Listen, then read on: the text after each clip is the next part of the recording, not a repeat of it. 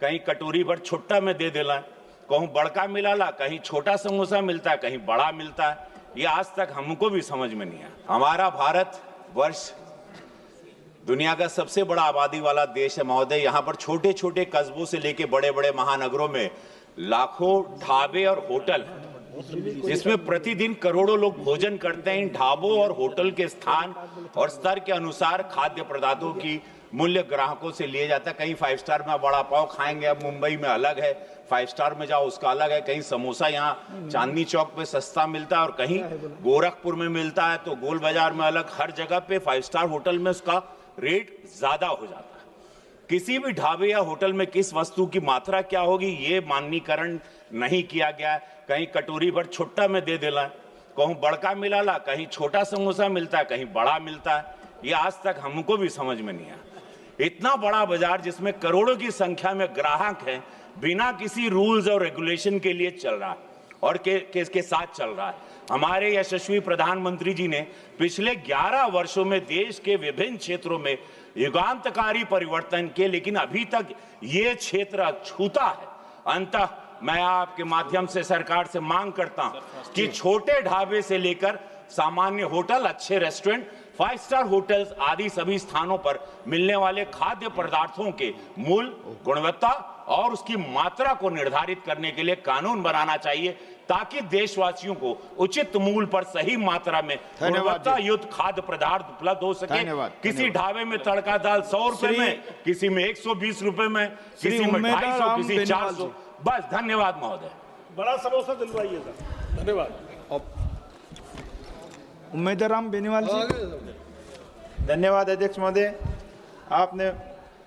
आपका ध्यान जोधपुर, पाली, बालोतरा जिले में संचालित हो रही अवैध और नियमों के विरुद्ध उल्लंघन कर रही फैक्ट्रियों की ओर दिलाना चाहता हूं, जो प्रदूषण युक्त पानी बिना ट्रीटमेंट किए जोजरी नदी के अंदर, लूणी नदी के अंदर डाल देते हैं और वहाँ लगे हुए ट्रीटमेंट प्लांट वो उसको उपयोग में नहीं ले रहे हैं, खंडर हो चुके हैं, जर्जर हो चुके हैं और उसकी वजह से आसपास के क्षेत्रों के अंदर गंदा पॉल्यूशन युक्त, रासायनिक युक्त पानी भर गया है और कल्याणपुर के आसपास के गांव, डोली, अराबा के गांव, उसमें पॉल्यूशन युक्त पानी गांवों के अंदर, तालाबों के अंदर, शमशान घाट के अंदर, स्कूलों के अंदर भर जाने की वजह से जनजीवन अस्त व्यस्त हो चुका है और उसके समाधान के लिए कोई उपयुक्त कार्रवाई नहीं हो रही है।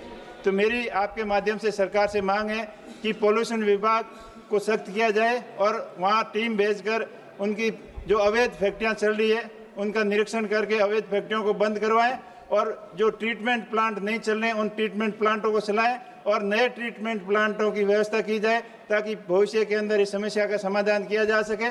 पिछले मानसून सत्र में भी मैंने माननीय सदस्य श्री शंकर लालवानी की पॉल्यूशन टीम वहाँ आई और खाना पूर्ति करके चली गई और कोई सख्त कार्रवाई नहीं की। ये समस्या साल दर साल चली आ रही है, इसके समाधान निकालने के लिए कोई नीति। धन्यवाद सभापति जी।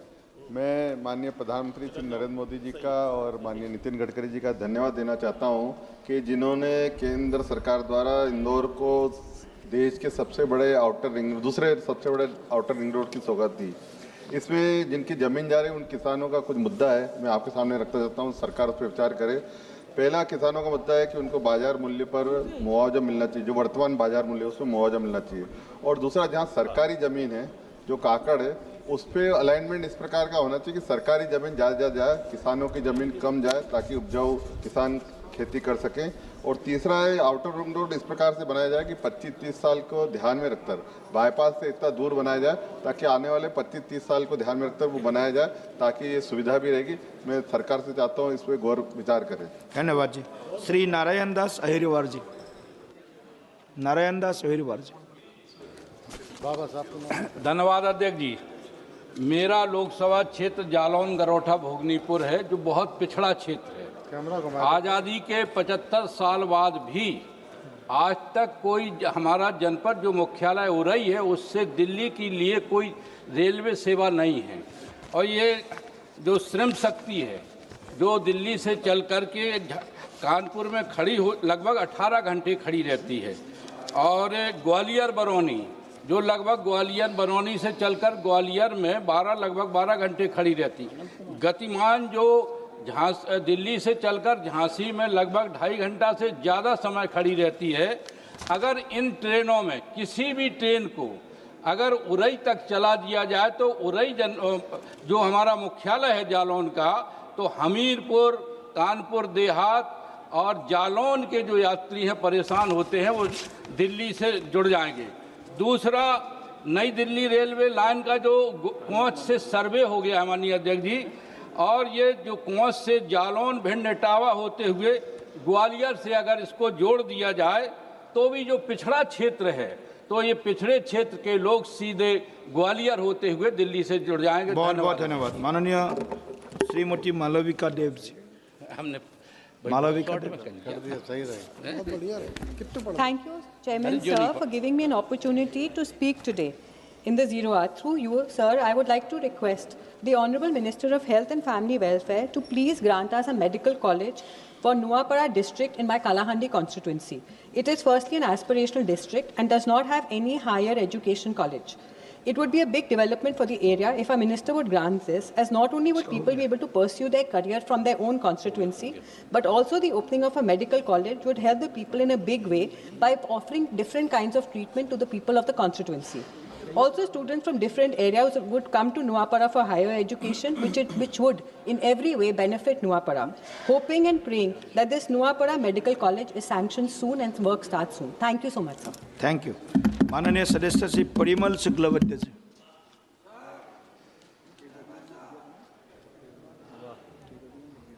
धन्यवाद अध्यक्ष महोदय।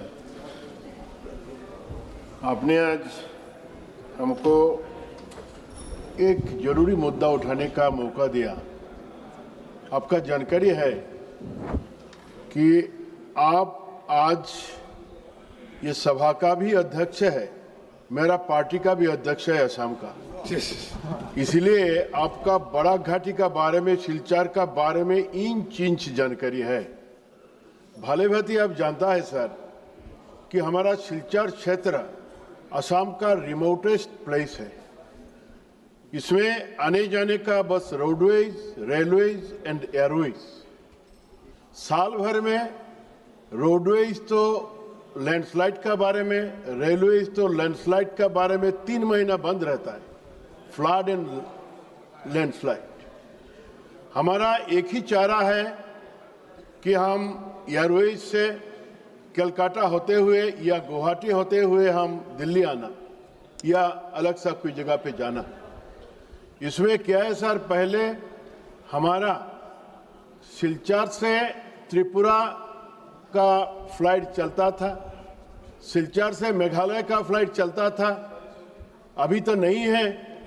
फिर एक हमारा ये एयर इंडिया का भाया कलकत्ता एंड गुवाहाटी एक फ्लाइट था आने जाने का दिल्ली तक, ये भी बंद पड़ा हुआ है। तो इसलिए मेरा मांग है आपका माध्यम से सिविल एविएशन मिनिस्टर से कम एक फ्लाइट तो आने जाने के लिए सिलचर टू दिल्ली देने का कृपा करें। बहुत बहुत नहीं तो हम लोग का बहुत प्रॉब्लम है सर। तो आपका माध्यम से ये मैं सिविल एविएशन मिनिस्टर को अर्जी पेश करता हूँ। पहले भी लिख के दिया हूँ हम लोग, तो अभी तक तो कोई काम हुआ नहीं। काम होने के लिए आपका माध्यम से विनती करता हूँ। ऑनरेबल मेंबर श्री कंगना रनावत जी।